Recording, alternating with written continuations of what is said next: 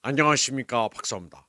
좌충우돌 트럼프가 중국에 대해 100%의 추가 보복 관세를 부과하겠다고 위협했습니다.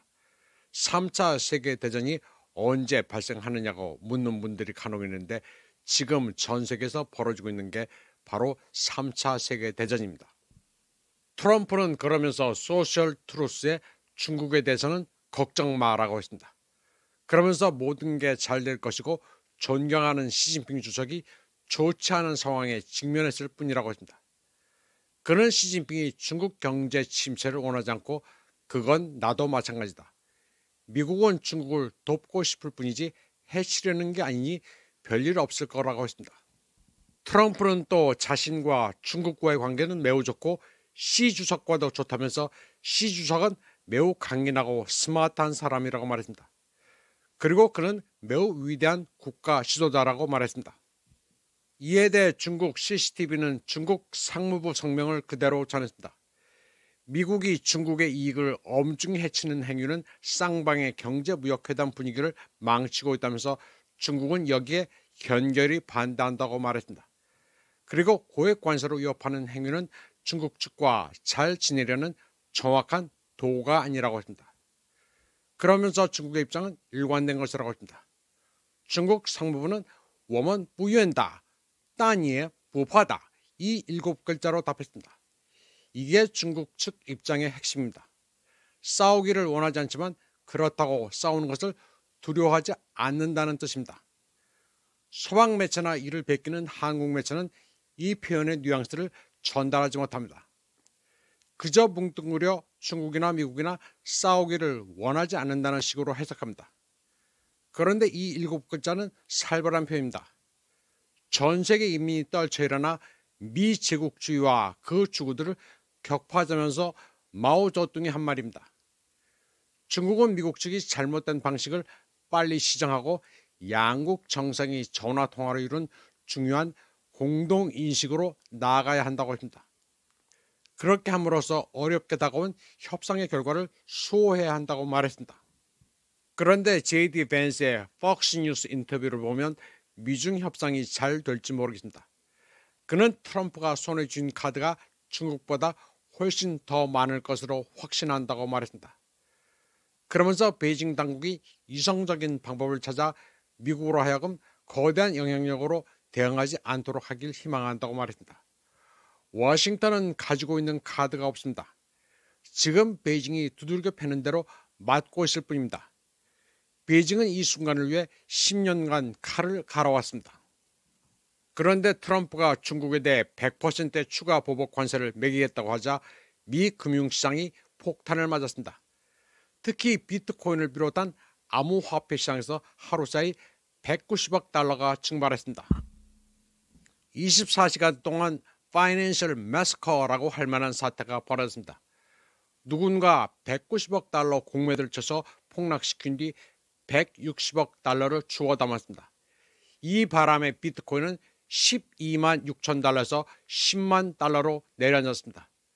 그런데 수상한 점은 트럼프가 대중 추가 관세 100% 부과 발언을 하기 30분 전에 조직적인 공매도가 이루어졌습니다. 그리고 공매도를 친 큰손은 단번에 2억 달러를 벌어들였습니다. 누군지는 모르지만 내부자인데 배런 트럼프란 루머가 돌고 있습니다. 그러면 연결된 내용이지만 다음 단락으로 넘어가 보겠습니다. 트럼프가 중국을 해치려는 게 아니라 돕고 싶다는 좀 엉뚱해 보이는 소리를 했는데 꼼수는 뻔합니다. 중국을 트럼프가 도울 일은 없습니다. 중국을 돕는 게 아니라 자기 자신을 돕는 것입니다. 중국에 올리브 브랜치를 내면 제스처라도 해야 자본시장이 그나마 안정되기 때문입니다. 미 증시가 박살나고 가상화폐가 폭락한 상태에서 투자자들을 달래기 위해 한 발언으로 해석하는 게 맞습니다. 트럼프와 벤스가 중국에 대해 다른 톤으로 얘기한 것은 베이징을 떠보기 위한 것입니다. 서로 역할을 나눠 이런 소리도 하고 저런 소리도 하면서 중국의 반응을 보고 있습니다. 지금 히토류 때문에 난리가 난 워싱턴은 베이징에 전화를 걸고 있지만 중국은 받지 않고 있습니다. 중국은 미국의 페이스에 말려들지 않고 있습니다. 포석을 두고는 꿈쩍도 안 합니다. 정으로서 동을 제압하고 있습니다. 그야말로 앞서 말씀드린 것처럼 원부유엔다, 땅의 부파다입니다. 중국은 히토류뿐 아니라 철광에서도 세계를 주무르고 있습니다. 중국은 그동안 철광석의 주 수입국인 호주에 대해 철광을 인민폐로 결제할 것을 요구했습니다. 블룸버그에 따르면 중국 국영 광산자원 집단은 이미 지난주 국내 모든 철광 공장과 무역상에 대해 호주 BHP로부터 철광석 수입을 금지할 것을 지시했습니다. 이로 인해 호주 BHP의 주가는 4.8%나 폭락했습니다. BHP는 2024년 중국 철광업 집단이 수입하는 철광석의 40%를 차지했습니다. 알바니스 호주 총리는 이 문제가 신속히 해결되기를 희망한다고 밝혔지만 중국은 녹록치 않습니다. 중국은 세계 공장이라 전 세계 철광석 관련 해운의 75%를 차지합니다. 호주는 결코 중국을 벗어나 살 수 없습니다. 반면 중국은 호주 없이도 철광석을 조달할 수 있습니다. 베이징은 굉장히 포석이 정교합니다. 러시아와 290억 톤 규모의 철광석 합작을 서명한 상태입니다. 2023년 호주 철광석의 중국 점유율이 62%에서 54%로 떨어졌을 때 러시아산 철광석 점유율은 3%에서 8%로 증가했습니다. 러시아는 철광에서 세계 3위의 매장량을 자랑합니다. 매장량이 290억 톤으로 전 세계 16.5%를 차지하고 있습니다. 중국이 원하는 양은 얼마든지 공급이 가능합니다. 특히 꾸르스크 지역에 매장량이 많은데 러시아뿐 아니라 브라질도 대중 철광석 수출을 늘리려 노력하고 있습니다. 브라질은 2025년 8월까지 계속 수출량을 늘리고 있는데 매해 평균 4%씩 성장하고 있습니다. 중국은 또 2023년부터 호주에 대한 철광석 의존에서 벗어나기 위해 아프리카 기니아의 철광석 운송용 철로 건설 투자를 시작했습니다.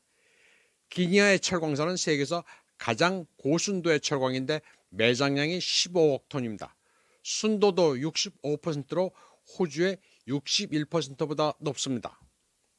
기니아의 철로를 개설해 운반할 준비를 착착 하고 있습니다. 중국은 결국 호주 BHP로부터 철광석 결제를 4분기부터 인민폐로 한다는 약속을 받아냈습니다.